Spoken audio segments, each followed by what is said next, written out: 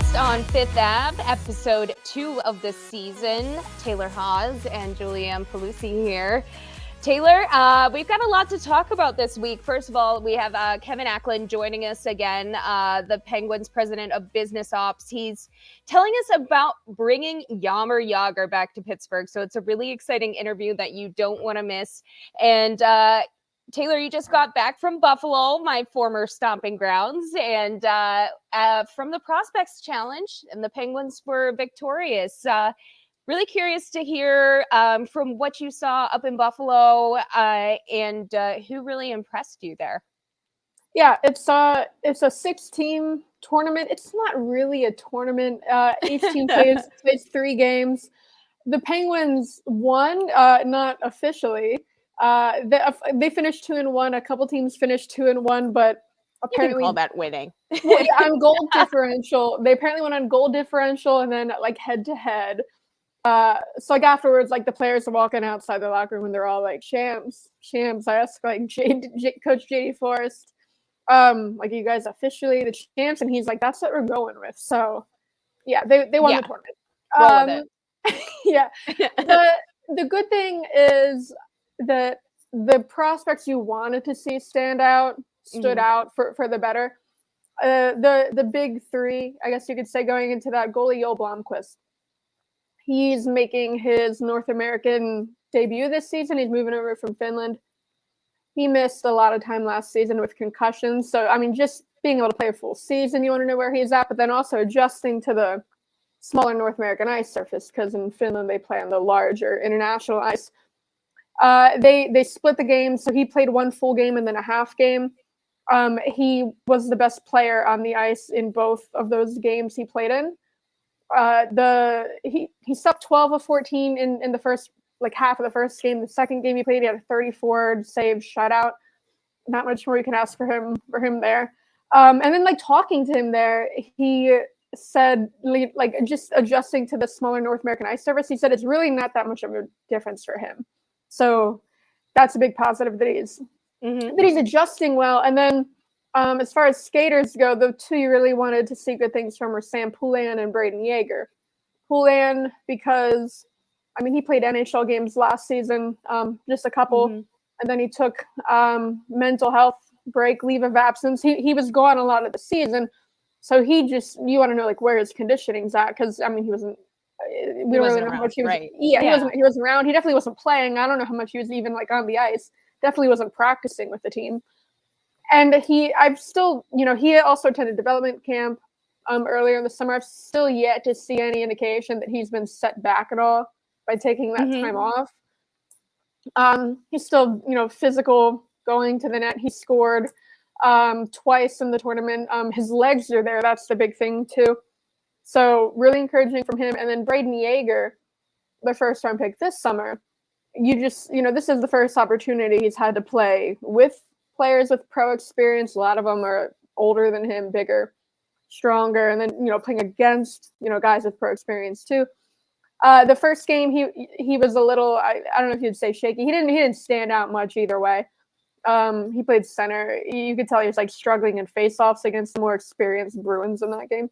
But as the other 2 games went on, he looked a lot better.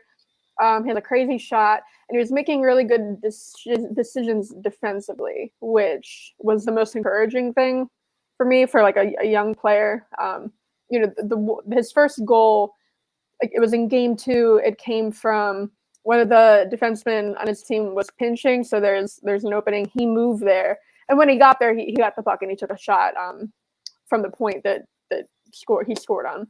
So that was really encouraging. And then his other goal, he scored in game 3. It was off a breakaway. Really nice move from him. So, I mean, that's there really wasn't much to complain about. Yeah, there wasn't much to complain about. I mean, there are a couple other guys who, aren't the big names that I think had good tournaments. So, like, before the tournament, I wrote a story, like, it was like 5 guys to watch, and I had the 3 we talked about. But then the one I mentioned was Jagr Joshua, and I feel like a lot of people don't know who that is. You said he was the most fun to watch for you, right? Yeah, absolutely. Yeah, he's only on an AHL contract. He's this is gonna be his first pro year. He's coming from college, Michigan State. He played 7 games in Wilkes-Barre at the end of last year, just on an amateur tryout. And the reason I put him on that list is just because knowing his game, he's the kind of player that is going to stand out in that kind of environment. He's like a little Tom Wilson. He's oh no. Yeah, physical. Everyone in Pittsburgh's gonna love to hear that. No, I mean they do. They do. Yeah, no. The way the you don't want to hear that name, but the way that kind of physicality, of course, you want to hear that for sure. Right. Yeah, Tom Wilson's like the kind of guy you want on your team. You don't want to be playing against. Right. And he's like they call him a unicorn because to have that kind of edge and that physicality and that size, but then also be able to play hockey well, there's not many guys like that out there. No. Jagr Joshua, he's 6'3", 210, so he's big, he's physical. I don't know if he fights because he's coming from college and there's no fighting. But yeah, I mean, gets under the skin of opponents. And he so not every player played all 3 games, so he only played the last 2. And you noticed him every time he was on the ice because that's what he was doing. He's on the net front row on the power play, and he's parked in front of like the Sabres goalie every shift he's out there. And then he did score in the 3rd game. It was an empty netter, but I mean he was super noticeable every time he was on the ice for the better. I know JD Forrest, the coach, was really impressed by what he saw from him. But I mean, yeah, like he's a little Tom Wilson. I mean, he was also frequently in the box, so that's kind of right what you'd expect. In college, he was, kind of, like, I don't want to call him dirty, but, I mean, he was number 2 in all of college hockey in penalty minutes last season. Sounds clean to me. Yeah, of course. And like, 3 of those were 10 minutes each. One was boarding, one was a hit to the head. And then the other one was, like, words to the official. I know he cleaned it up as the course of the season went on, but I mean, Jagr Joshua, I would expect him to be a fan favorite in Wilkes-Barre by midseason for sure. It's hard to say, like, are we going to see him up in Pittsburgh? He's on an AHL contract, so he would actually have to be signed to an entry-level deal to do that. But, I mean, if nothing else, he's going to be one of the ones to follow in Wilkes-Barre for sure. And if he does end up in Pittsburgh, I mean, I think Jagoff would be an appropriate name. Right? Yeah, of course. I mean, has anyone said that before? Has that been mentioned before? Because, like, if not, you heard it on the pod first. But I saw a couple of, I guess the fans who weren't super familiar with him once, they see him in that first game. The first game especially was one where he's acting like a little Jagoff. It was against Ottawa, and he's running his mouth every time he's on the ice at like the entire Ottawa bench.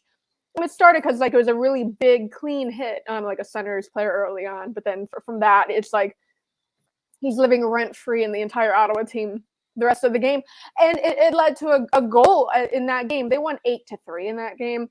One of them, it's like he had like 1 or 2 players like drawn towards him, paying attention to him, running his mouth. But then, meanwhile, someone I can't remember which one, another AHL contractor Ford scored. So, but when that was happening on, I did see fans calling him like Jagr Joshua on Twitter. Kind of like it. You want that kind of chutzpah, and then also Taylor finally coming from the Prospects Challenge. I mean, the Sabres have. Oh my gosh. You guys, I'm so sorry. I'm used to being in Buffalo the last 3 seasons. But Pittsburgh, they've given away a lot of draft picks, trying to go in heavily over the last, I mean, it's been almost most of the Sid era that they've gone in hard, trying to bring in guys and giving away 1st-round picks, 2nd-round picks, so many early picks. So how refreshing was it to see, especially for Penguins fans, that there are some prospects in this pipeline that are competing well over other young players in other organizations? Yeah, I mean, that's huge. And I mean, that's not even including Owen Pickering, who's their top defense prospect. He wasn't able to play. He suffered an injury about a month ago. I think it's his ankle. It's definitely a lower body. And he wasn't skating. But I mean, just like I said, the big three, that's who you wanted to see because those were all high picks. Poulin and Jagr first-round picks, and then Blomqvist the number 2. I mean, Blomqvist could be the future number 1. He could, like, eventually take over for Jari. And then, I mean, like you said, especially at center, it feels like for a long time there's just been nothing down there in Wilkes-Barre or in the system. And, I mean, Poulin's the center, and now that you see that, he's fine, he could maybe I wouldn't say he's going to play a lot in the bottom 6 this year just because there's no room. He can play wing. They do really like him as a center, but looking ahead to like 2024, 25, Jeff Carter's gone. Right. Sam Poulin could be your third, fourth line center. Braden Jagr, he's going back to juniors. He's not particularly close just because his age. He has to go back to juniors. But I mean, that actually could be something there. And then, I mean, because they have traded away a lot of their picks, you want to find some diamonds in the rough, some unsigned guys, some guys who didn't get drafted. They had a lot of, undrafted invites at this camp that looked good too. Some of them earned an invite to the main camp. So that's another thing that's a positive is that they could start restocking the prospect pool with these kind of guys who just had to earn their way and maybe were late bloomers. Yeah, Taylor, it seems like I wasn't up there in Buffalo with you, but it does seem like the Penguins have a lot to be excited about in the pipeline of the organization for the first time in a while. So that is a good thing. And we will be right back. Don't forget, Kevin Acklin, Penguins president, coming up with us in just a little bit to talk about Jaromir Jagr coming back to Pittsburgh. You're listening to Podcast on Fifth Ave. Welcome back to episode 2 of the season, Podcast on Fifth Ave. And Taylor, Big T. I haven't called you Big T yet today, so we're never going to explain that. Explain that. We will literally never explain Big T. There's a lot we're not going to explain. Mind you, also today I was at the hairdresser and she was asking what I've been up to, and I told her about the podcast, and I was like, and she's like, oh, like, what's it about? What is it? And I was like, well, I'm talking about the Penguins in the NHL with my best friend Taylor. So, that's the first time I dropped the title there. Yeah. So yeah, big Not time. Big T. Big T, yeah. So big things happening here on Podcast on Fifth Ave, and also some big movement with the Penguins broadcast team. We talked to Kevin Acklin a little bit last week about Fenway Sports Group taking over the Penguins broadcast. And he did assure us that, if you were getting Penguins games last year, you're still getting them this year. That's not going to change. It's just a change in ownership. And but things are switching up with the team and who's going to be calling the game. Josh Getzoff, moving from radio to TV, doing play-by-play. I think he does such a fine job. And I think that Penguins fans on the TV side are really going to enjoy his work. Yeah, for sure. So it's just him and Steve Mears switching roles when it comes to the play-by-play. Mears going back to radio. So, I mean, given that I'm at most of the games, I don't really listen to many of the games or watch many of the games. It's more like the highlights. I don't have anything against like Mears. I think he's fine in his job. I think he's a nice person too. I know both of these guys. Right. They're great. I think Getzoff maybe has a little bit more energy, just from the goal calls that I've seen. So I just think that'll be exciting to switch things up.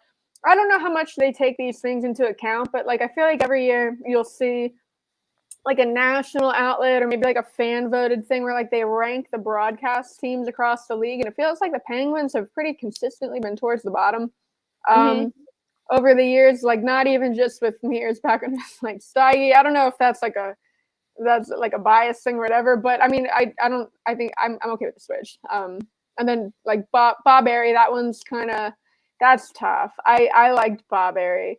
Right. He's kind of goofy, but in like a good way. I thought he was very entertaining. I mean, because Bob Barry, I remember watching like when I was like before I was working. That's how long he's been doing it. We can talk about like the other hires now too. So they didn't replace him directly. The color analyst role Got is a whole smorgasbord. Is that the way to say that word? I guess. Yeah. So, like, I would like to see Aries stick around, but what they're doing now is pretty cool too. So it's gonna be rotating cast. Colby Armstrong, he started doing a little bit. I don't know if definitely last year, a little bit before that too. Again, I've never really heard much of him because I'm typically there. But it seems like he's pretty popular with fans. Phil Bork is also, so he was the color analyst on the radio. He's still the color analyst on the radio. It just seems so, but because it's rotating, sometimes he's going to be on TV instead. They haven't really said what they're doing on the radio when he's not on the radio. And then Mike Rupp. Mike Rupp's coming back. He had been with like the NHL Network. He's going to be a color analyst. He's also going to be doing in-studio work. So, like, I guess intermission shows, they haven't really said who's doing what, because Dan Potash also moving to an in-studio role. Jay Caulfield remaining in the in-studio role. He does, like, the intermission breakdowns, like breaking down individual plays. And then, so they're hiring a ringside reporter, too. I know this is more like replacing Potash in games. Right. Yeah, like so her name is Haley Hunter. She previously had a similar role with the Islanders. She was most recently with NBC Sports Golf Channel on the PGA Tour. And they've also said that, you know, further additions to the Sportsnet Pittsburgh analyst roster, game and analyst roster will be announced at a later date. So it seems like they're not done hiring. So maybe we see more people come in to that rotating color analyst role. So I think it's pretty cool what they're doing with it. My main concern is that with Dan Potash on the desk, is he's still going to dress up for theme nights in studio? Because I mean, like, everybody wants to see what Potash is going to dress up as. I know. Theme night. I love the Potash costumes. I said to him once that it feels like whenever there's a costume night, the Penguins lose. And I think that's just because, like, because, you know, he's in the locker room after interviewing players too. And I feel like I have many memories of it'll be like a tough loss, and maybe tense in the locker room, and we're like in a scrum. Sidney Crosby and Potash is there dressed like Darth Vader or Batman. I was gonna say Batman. Yeah, like, in there. I said that to him. Maybe this was like maybe 2 seasons ago, and he gave me his the Penguins record when he dresses up, and it was actually like a pretty good record. I was like, I just remember the. So he has kept track, first of all, but second of all, oh my gosh, that I have never been in a dressing room where that has happened, where, you know, the host is dressed up for theme night, and it just hasn't happened in my career so far, because it is kind of a Potash thing. Yeah. Oh my goodness, I cannot imagine that after a loss. I think I would just but only Potash can pull that off. Yeah, I mean, because the players love him. Like, even Gino. Yeah. Like, Gino, he'll like kind of, I don't want to say he like hates the media, but like he's not happy about it. He's at least funny when he's like talking about how he doesn't want to do media, but he actually does love Potash. Potash moving to in the studio.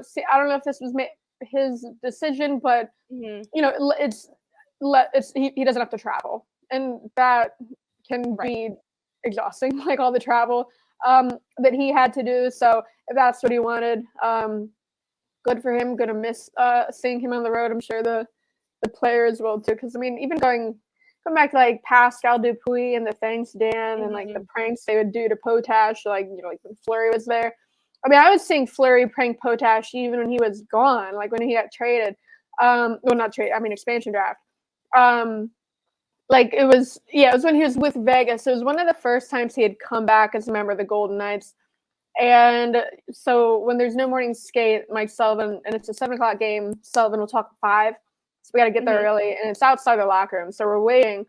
And Potash has his little like chairs set up where he does like his intermission interviews. And so he has all of his stuff there, but he had like stepped out. And while we're waiting for Sully, like Fleury walks by, and in like one like smooth motion, he picks up Potash's 2 mics, ties them in like several knots, puts them down, and is gone. How quick Just do you like think he did? So you witnessed this? Yeah. Oh, I saw it. How quickly did he do it? I don't even know if he stopped walking. It's like he sees the mics, he knows the potash is, and it's like he ties them up, puts them down, and is on his way. And then of course Potash comes back, and he immediately knows that Fleury has been through here because only Fleury would do something like that. But he loves to tape everybody's stuff in a ball. And then I remember a story, and I don't know which one of them did it to the other, but I'm assuming it was probably Fleury on Sid Crime. The packing peanuts in the car. Did you ever see that one?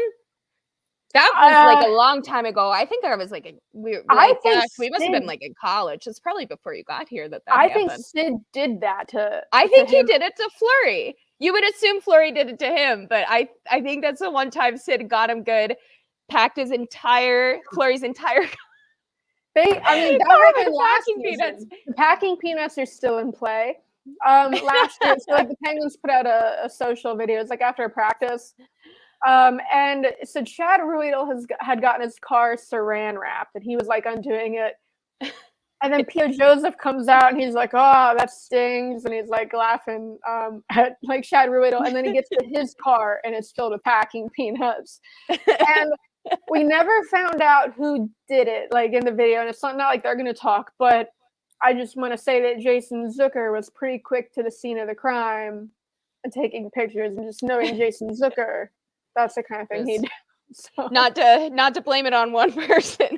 I'll blame it on Jason Zucker. Yeah, being in Buffalo, those guys were all so young last year that like I think the pranks are going to be up and coming. But like you got some older guys in Pittsburgh, oldest roster in the league. Like they know how to pull off the pranks. They know what they're doing. My favorite kind of running thing, I guess you could call it a prank, is the T-shirts that keep popping up throughout the year. It's like they'll pick a player, and like it's like they'll Photoshop him or like make a little cartoon of him, something funny, and then like it's like a T-shirt fairy comes and visits the locker room. It's like not every player will have the T-shirt at a time, but like it'll just show up. The way they all describe it is like, yeah, it was just in my locker when I got here.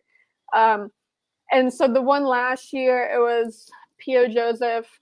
He's holding a tray of muffins, and it says like the Muffin Man. And no one will say like who did it. They're just like, yeah, it was just in my locker today, so I put it on. The other one, so like that one was just making fun of Pio for his shot, like calling it a muffin. Sure. Brian Boyle, when Brian Boyle was here, he had a T-shirt. They just put him on the body of a Steeler, like full Steelers uniform. It just said Big Boyle. Honestly, the Steelers offensive line could probably use Boyle. Yeah. And then the other one, I remember, there might have been a Zucker one in there. I don't remember, but there was a Mark Friedman one.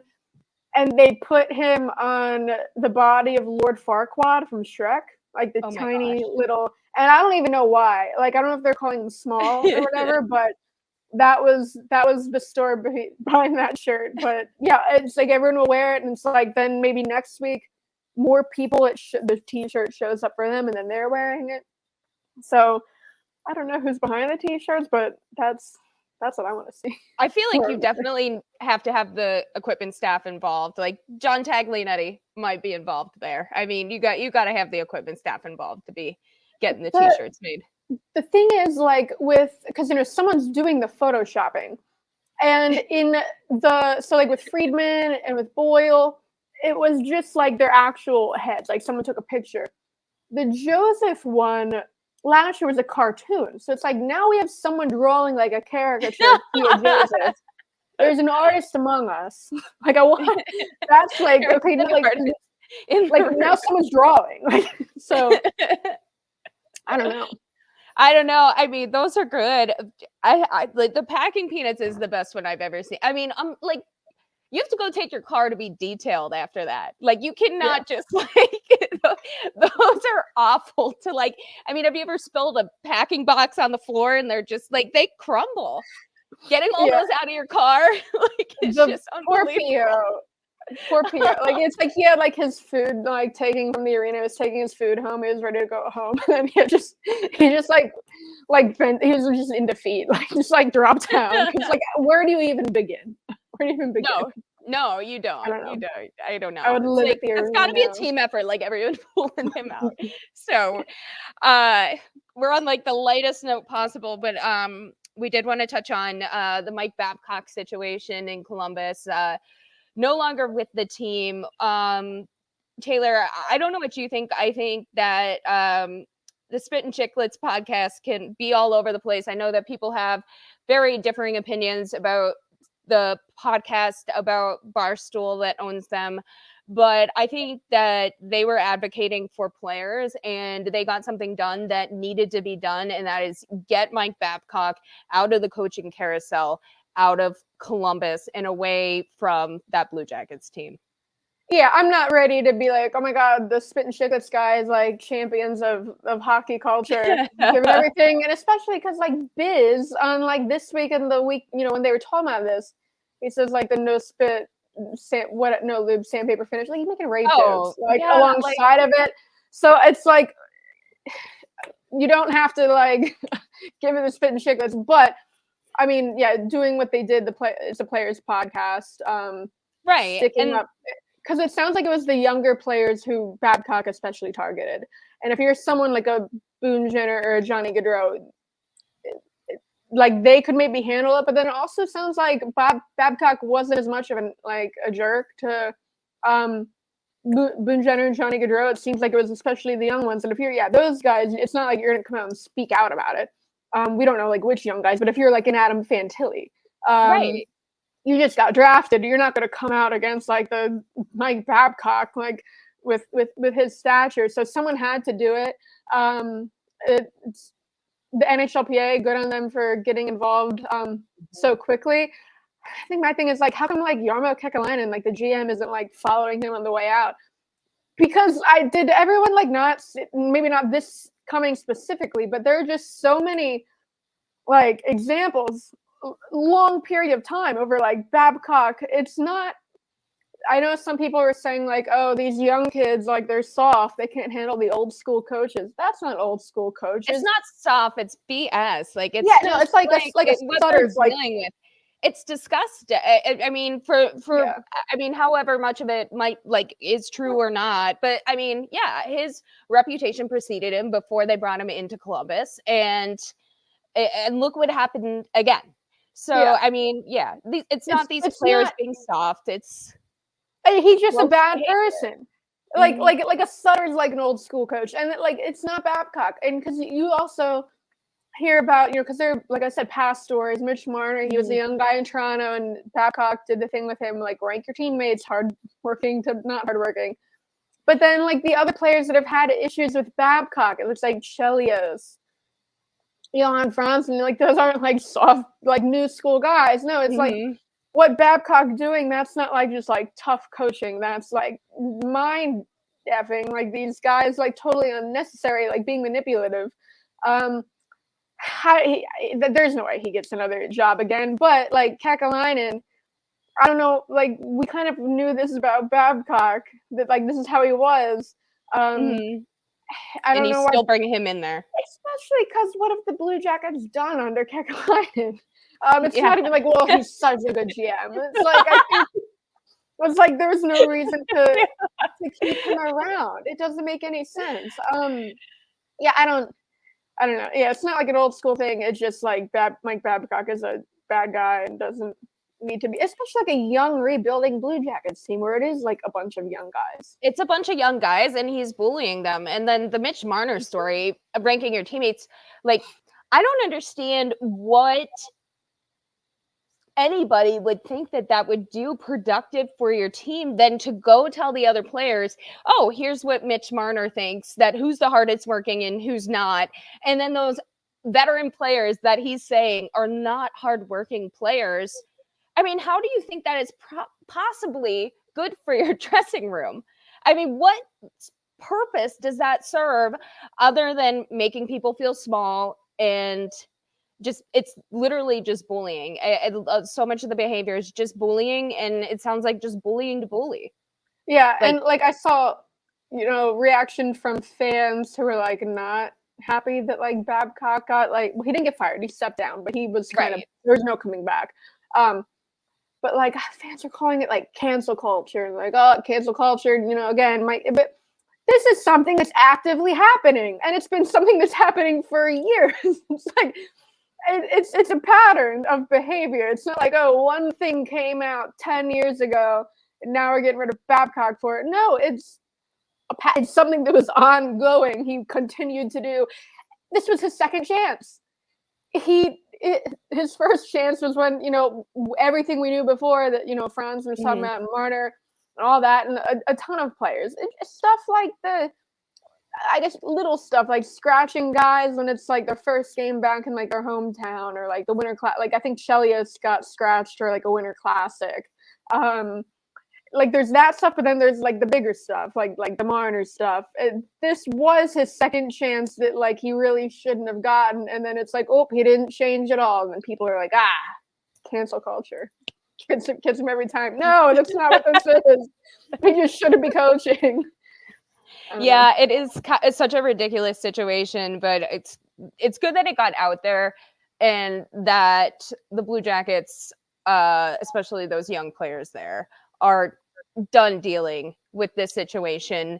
I mean, it's never over, because people are going to continue asking about it, and it's going to kind of, it could shake you up early in your career, especially with those young guys. So it's never over, and the damage has been done, but it's good that Babcock is out of there for sure. Yeah, I mean, even Boone Jenner got kind of put in a tough situation. Because I mean, if Biz put him in a tough spot by name dropping him on the podcast at the time, which like this week I did listen back. He apologized for doing that, because the story was like, oh, he did this with Boone Jenner. But then, the Blue Jackets put out that initial statement, like Babcock calling the allegations offensive, and then like Boone Jenner has to put out a statement saying like, oh, it was actually much more, it wasn't that bad. Like it's been mischaracterized. But it's like, even if it wasn't mischaracterized, and Boone Jenner did get it bad, now you got to put him in a tough situation, because the team's coming to him like, hey, can you help us put out this fire? But then it's also sounding like Babcock wasn't kind of targeting the guys like Jenner and Gaudreau anyway. So what a mess. Well, the right move was made. He's out of there. And, well, I mean, I guess they didn't have to technically make the move. I can't believe they just let him resign, honestly. Yeah. But well, they don't have to pay him. So I'm pretty sure. There you go. That's the difference. If they fire him, they got to pay him. And he didn't even make it to training camp. So how many? I saw he's like in the top 10 wins in Blue Jackets coaching history. And he hasn't coached a game. So that's how bad the Blue Jackets. Anyway. Things are going great over there. So I don't know. Hopefully these young guys can figure it out. So, well, actually, I mean, not for Penguins fans. I hope they never figure it out. But anyways, speaking of the Penguins, we have Kevin Acklin with us, Penguins president of business ops, for the second week in a row. But this time he is talking Jaromir Jagr back in Pittsburgh with us. We'll be right back with Podcast on Fifth Ave. Don't go away. All right, and now we have Kevin Acklin, the president of the Pittsburgh Penguins, joining us again here on Podcast on Fifth Ave with Taylor Haase. Taylor Haase and me, Julianne Pelusi. Kevin, gosh, not only did you grow up down the street with Dan Marino, who knows you as basically Naked Cowboy at this point, like the guy in New York City, but also you're the guy who brought Jaromir Jagr back to Pittsburgh. Well, I didn't bring him here the first time, but I'll credit that to the leadership at the time. But so we about a year ago, I had an opportunity to have a phone call with Jaromir, and it was the middle of the winter. I remember it being dark outside, about 5:30, 6 o'clock at night. My phone rang, and it was some European number, so I picked it up, and it was Jaromir Jagr. And we had connected through Borky. Obviously, Phil Bork, who is the old 2-9er, who's not only a Penguins legend, but obviously still works for the club here on the radio call, had connected us, and no agenda, just to check in and see how he was doing. And Obviously, he's still playing over in the Czech Republic. We had an hour-long conversation, and he just opened up about Pittsburgh, and we talked about Donzi's. If you guys are too young, but there was this bar down in the Strip called Donzi's. It was a terrible, kind of janky '90s bar on a barge. We just kind of really hit it off, and we started talking about, what he was doing, and he made a joke at the time that he was still available to play, and if we wanted to do a trade. So we kind of just started staying in touch, and and I said, if you're ever in the U.S. and you want to swing by, we'd love to have you. And so I'd say there were maybe 4 or 5 phone calls just randomly that we would have, kind of checking in, no agenda, never talked about anything, just, how's the team, what's going on. And then I'd say sort of early April of this year, he shot me a text and said, hey, I'm going to be in Pittsburgh, in a few weeks. Can we get together? So he came in. It was a Sunday. I met him here at the arena. He had a group of friends with him. I had his girlfriend, and we spent the day together. And it was a whirlwind. I brought him into the arena. My perspective, as I told him, I was a kid when he got drafted here to Pittsburgh. I remember delivering newspapers that morning, and I couldn't pronounce his name, but I said, "Who's this Jag?" Right, Jagr. But in any event, we talked about when he left here. Obviously, there were some hurt feelings. I think both ways. I wasn't around then, but he played for a bunch of teams. But I don't think he understood how important when he met me at the arena. The first thing we talked about was how important he is to this franchise and to this fan base. A lot of fans now, came of age when he was the guy, pre-Sid, and obviously Mario was going through his battles with cancer and then ultimately a retirement. It was Jagr who, for a period of time, was the guy on the team, the captain, and really kept us competitive. A lot of us remember those were some of the dark days of the organization financially. On my wall here, I have, here, I'll pull it down for you guys. Come on. We want to see it, Kevin. We're getting the whole tour. I have on the wall here, I have the Post-Gazette here that says Captain Comeback from Monday, May 3rd, 1999. And this is happened. He scored the winning goal there against Jersey in Game 7 of, I believe, the playoff series there. And what he said there was he felt like he needed to win because the team was facing bankruptcy. And so he felt like he had the future of the team on his shoulders, and at the time he did. And so I walked him through the arena. We went into the locker room. We had a locker. His locker, we had it all set up. In the locker was his jersey. Of course. The pigeon that we brought back. And Taylor, I think you're the one that broke that. Inside. Leave it to Taylor. She's always got it. You did. I remember you. I was in Montreal when you called and you said, "Hey, I'm hearing about the RoboPen." And I said, "Who talked?" In any event, I'm not in politics anymore, so I can't plug leaks like I used to. But I'm kidding. But in any event, no surprise. We'd love to hang his jersey in the rafters. I mean, we haven't done much of that as an organization. We have only 2 numbers hang up there, 66 and 12. And it's something that, we've been public about thinking, don't have anything currently scheduled, but certainly, when he was here, I walked him around. I showed him his images. He's been part of the fabric of this team for years, and it's something that we hope to celebrate soon. So again, nothing planned thus far, but we are talking to him about what the future looks like, with the Penguins. And certainly, it's funny. I took him around the arena here. Then we went up to Cranberry. I showed him the facility there, and he was telling me stories about back in the day, the team, their practice facility was in Mount Lebanon, and they actually would dress at home with all their equipment, and then they'd get the Lebo, and then they pop the skates on. I mean, the game has really improved, the professionalism of the game. Obviously, the facilities are much better. But it was kind of funny because when Yogs was here, that was between when we were still interviewing for the new general manager. So we had a vacancy there before we hired Kyle. But we were preparing for the draft. So we went up to Cranberry, and that day all of the scouts were there. And they were all in the room, in the locker room, going over the lists of, who we were going to draft. And again, Kyle, we hadn't hired yet. We were talking to him already, and then nobody knew that how far we were along in that process. So I knocked on the door and I said, just before you guys finalize your draft picks, I made a deal here, and I brought back, I made a trade, and it was a joke. And then Jagr came in with all the scouts there. And everyone looked at him, and you know what he said? He said, "You're all fired."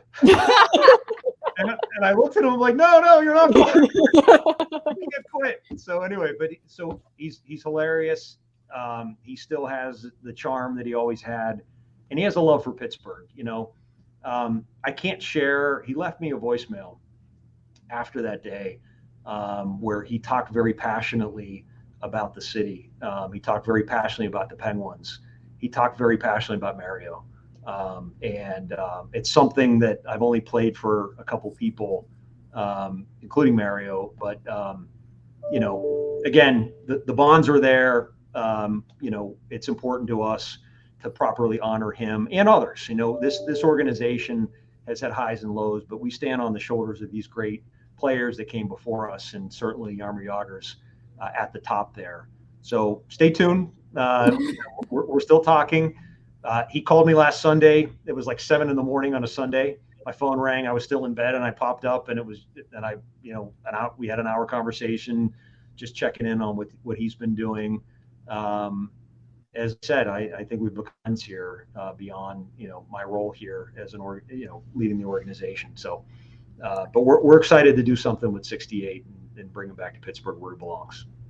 Do you get the sense that he knows that the city, I guess, feels more fondly towards him now? Because I know, when he got traded, and the dying alive and all that, then also when he came back to the Flyers, I know he made some comments I don't know if he was with the Flyers or the Devils, but it was after that where he was saying like, all the fans in Pittsburgh when I was there, like, dead or hate me now. But do you get a sense that he knows that that's not? I do. I honestly, like, I feel like he still felt that might have been the case, but it's not. I mean, certainly, we like to boo people when they leave. That's just what we do because we'd rather them play for us.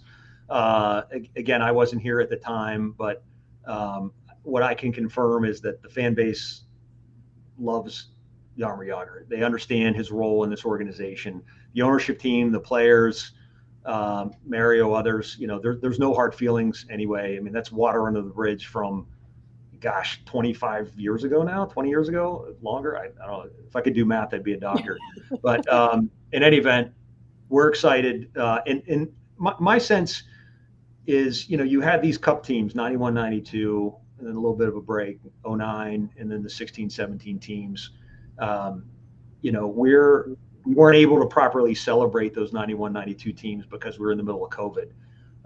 And certainly we stay in touch with our alumni, and we want people, if they played here for a season, a half a season, or for their careers, we endeavor to be their club. And certainly people, when they play here in Pittsburgh, it's a special place. Obviously with the talent we have on the ice, but we spend a lot of time and effort making sure that we treat our players well. They're connected to the community. It's a great place to live. A lot of our players love Wilkes-Barre. They come up. I remember talking to Jars and to Jake. We flew out to Vegas a couple of years ago for the All-Star game, and I was on the plane with them, and I made a joke about. I said I was in Wilkes-Barre. Like, there's nothing to do up there, and they're like, man, we love Wilkes-Barre. Like we've, but we have this hockey factory that has generated, coaches. And so my point is, it's a special place to play. Those of us now who are stewards of this organization understand where we came from, understand that without Mario and Jagr and all these greats that we've had here, we wouldn't be the franchise we are. And we're extremely benefiting from the talent we have now. So as well. So in any event, stay tuned, more to come. But again, a pretty special guy, somebody who still has a house in Pittsburgh. I don't know, folks, I didn't know that. He has a house, and it's a time capsule. He showed me pictures. If you go on his Instagram, about that time when he visited Pittsburgh, he has some videos of him going to his house. It's somewhere in the South Hills, and there's like calendars on the wall, and there's like an old fax machine next to his bed from the 90s. I mean, it looks exactly as it did, I think, when he left Pittsburgh in the mid 90s. So, which is kind of cool and weird at the same time. But in any event, we're excited to bring him home here, and hopefully that'll happen soon. I know his Instagram he and his girlfriend are doing skits where he was like showing her what a fax machine is because she's a little younger. But he was having fun with it. But just on the subject of a jersey retirement, who ultimately makes that call? Is that ownership? Yeah, it's a consensus. I mean, conversation starts with the captain and with hockey operations. Say, hey, look, we're starting a conversation there. Again, other teams have retired a ton of jerseys. We haven't. It's something that we're thinking about because we've had so many great players come through here. And so ultimately it's ownership who makes the final decision there, and the player. I mean, we offer it to them, and with schedules and the fact that he's living overseas, there's logistics there and timing and the like. And in any event, we're starting to think more about that. How do we honor those players? Barrasso, of course, this off season was named to the Hall of Fame. He's somebody we've been in touch with recently about properly honoring him. He was the goalie back when I became a huge Pens fan and was the winner of those first two cups as well. And so my sense is there's no program or no formula, but it's paying attention to here as a way to honor again those heroes that come before us. All right, Kevin, thank you so much for joining us here. First 2 episodes of podcast on Fifth Ave. You are the best, and thank you so much for your time. And stay out of those streets in South Oakland on your buggy wagon, okay? I've sort of moved to the other side of Shenley Park. I'm in Point Breeze now, but you can take the boy out of Oakland, but you can't take the Oakland out of the boy. And certainly, again, those of us who are fortunate to work for the Penguins, having grown up here, rooting for the team, we keep the fans, because we're all fans, and we keep the hearts and minds of the fans front and center. Everything we do here, as I once told ownership, I work for, Fenway Sports Group now, but I work for the people of Pittsburgh. I work for all of us do. And so everything we do here is about winning, advancing our city, trying to do great things here from PPG Paint. So appreciate you both. It's important. And obviously what you guys are doing, and anything we can be helpful as this podcast grows, count us in. Kev, are you going to get us Jagr on the pod? I'll work on it. I'll let you know when he calls. When he calls me at 7 a.m. on Sunday. You have the direct line. Maybe I'll forward the call to you guys next time, and I can sleep in for an extra hour. But please, that'd be great. Thank you so much for joining us. Podcast on Fifth Ave, episode 2. Thanks so much, you guys. We'll talk to you soon. Thanks, guys. Take care. Be well. Bye-bye. Thank you.